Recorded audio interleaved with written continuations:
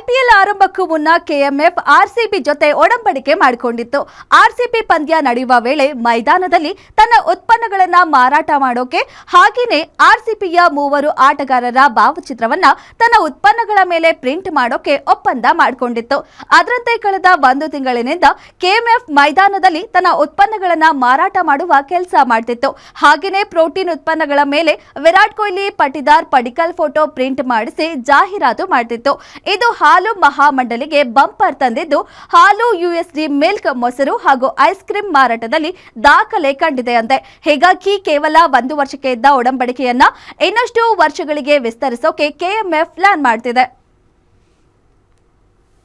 Karnataka ಮಹಾಮಂಡಲ KMF Nandini brand ಮತ್ತು ನಮ್ಮ RCB cricket team ಜೊತೆ ನಾವು ಟೈಅಪ್ ಆಗಿರೋದ್ರಿಂದ ಪ್ರಾಯೋಜಕತ್ವವನ್ನು ನಾವು ಕೊಟ್ಟಿರೋದಕ್ಕೆ ಪೂರಕವಾಗಿ 2026 ಮಾರ್ಚಿಂದ ನಮ್ಮದು ಹಾಲು ಮತ್ತು ಮೊಸರು ಮಾರಾಟದಲ್ಲಿ ಸ್ವಲ್ಪ ಏರಿಕೆ ಕಂಡು ಬಂದಿದೆ.